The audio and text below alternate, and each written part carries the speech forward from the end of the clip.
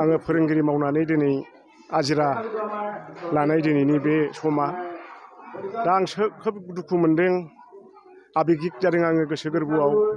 दिनै उन्दै उन्दै फरायसा फरायसुलिफोरखौ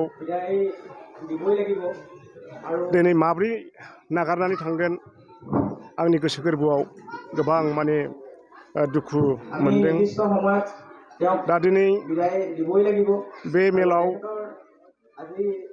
आंनि केन्द्र सा सनापुर गुदि फोरोंगिरि आफाद, सानजा गुदि फोरोंगिरि आफाद, सोनाब गुदि फोरोंगिरि आफाद आरो उत्तर गहपुर गुदि फोरोंगिरि आफादनि सार मेडाम मोनहा फैनानै आंखौ जेरैबायदि मान बावफैबाय, बे बिथिङाव आंहा बुंनो राव गैया। दिनै खोब आं दुखु मोनदों। गासैबो दिनै आंनि नैबे थाराइबारि गुदि फरायसालिनि SMC आफादनि गेजेराव गंब्रै माने गामि दङमोन। थाराइबारि, ककिला बालिगाव, ककिला गार'बस्ति आरो हाइजेंबारि सनारिजान। नैबेफोर गामिनिफ्राय उन्दै उन्दै गथ'साफ्रा आंनिसिम बे फरायसालियाव फैनानै सोलोंथाइ लाफैदोंमोन। बे समाव आङो माबायदियै फोरोंनो हाखो, गुन गोनां सोलोंथाइ होनो हादोंना हादिया, आं बेखौ बुंस'नो हाया। अब्लाबो दिनै आंनि फोरोंनायाव जा सासे सानै बे फरायसालियावनो फरायनानै फोरोंगिरि MA BCom आर्मि बा फिल्म सासे बिनि गेजेराव फिल्म डिरेक्टर, एक्टर दङ। आं बुंनांगोन रबिराम नार्जारि। बिथाङाबो बे फरायसालियावनो फरायनानै दिनै बे मावफारि आयदाखौ बिबान लाहैनो हादोंमोन। दा आं बिसोरखौ दिनै एक्स फरायसा हिसाबै लोगो मोननायाव आंनि गोसो गोरबोआ जोबोद दुखु मोनदों। बिथांमोना फैनानै आंखौ जेरैबायदि मान बावबाय, आंनि गोसो गोरबोआव माने आं गले गले बुंनांगोन, एकदम माने थोजासे एकदम माने आंनि गोसो गोरबोआव दुखु मोननाय थादों आरो। दा खोथाया बेनो, दिनै आं बे फरायसालियाव गोबाव सम जाबायमोन हारसिङै फोरोंनाया।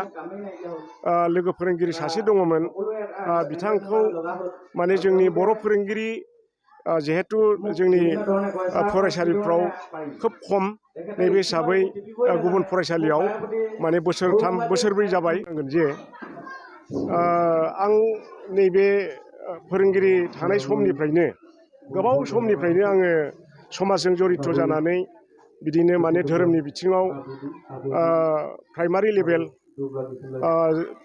आनसलिक लेभेल आरो बेनिफ्राय जिल्ला लेभेलाव आङो धोरोमनि खामानिखौ मावनो गोनां जादों। दा आङो रिसेन्टलि नैबे दाखालि जिथुनिखि जोंनि 47तम ब्रह्म धोरोम आनसलिकनि अधिबेसन जानानै थांबाय, बेवहाय आंखौ बे गहपुर आनसलिक ब्रह्म धोरोम आफादनिनो माने गाहाय नेहाथारि बिबानखौ आंनो होदों। मिजिंथिदों आङो बे बिबानखौ लानानै माबोरै मावलांनो हागोन। आरो बेजों लोगोसे दिनै 6 बोसोर 9 बोसोरानो जाबाय माने जोंहा गहपुर आनसलिकआव धोरोमनि माने अमृत लाइसि होननाय मोनसे बिजाब दङमोन। दा बे अमृत लाइसिनि आं गोबाव सम माने दासिम आफादगिरि बिबानावनो दङ। आरो बिनिफ्राय आंखौ बे धोरोमनि बेलायावनो सनितपुर जिल्ला ब्रह्म धोरोम आफादनि सासे प्रसारक हिसाबैबो आंखौ होनानै दङ आरो आनसलिकआवबो दङ। दा सिगाङाव मोजाङै मावफुंनो हायाखैमोन बे हाबाफारिफोरखौ। दा नैबे आजिरा लानायनि उनाव एसे साबसिन मावलांनो आं सानदों, उनावसो माने मिथिसिगोन आरो।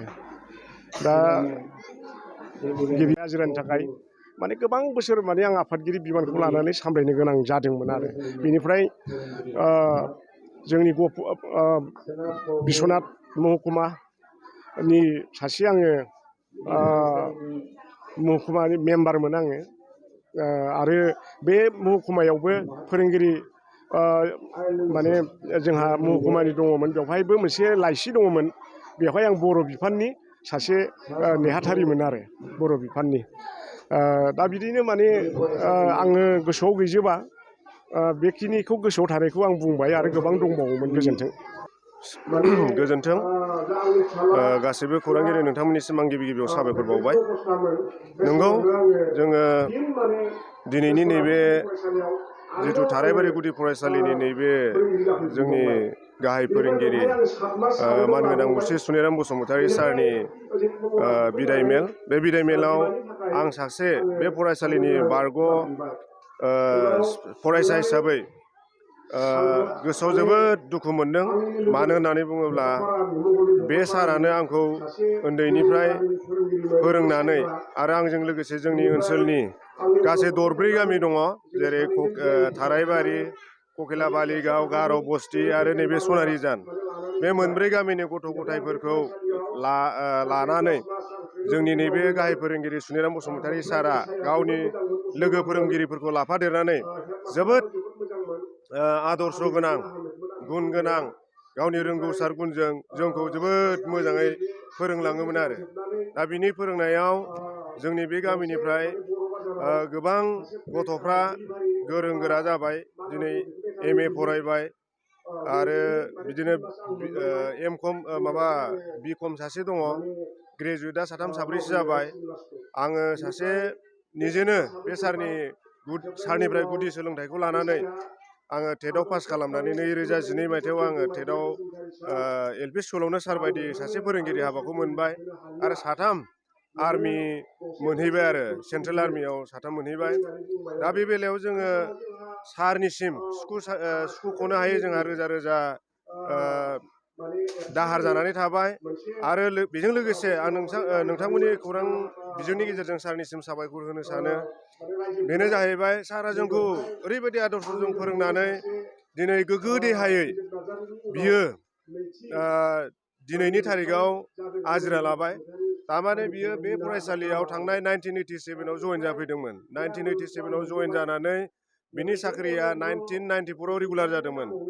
बे 1994निफ्राय फोरोंनानै दिनैनि 28/2/2022 फेब्रुवारि सानाव बिथाङा आजिरा जाबाय। दा बे 35 बोसोर गोलाव बोसोराव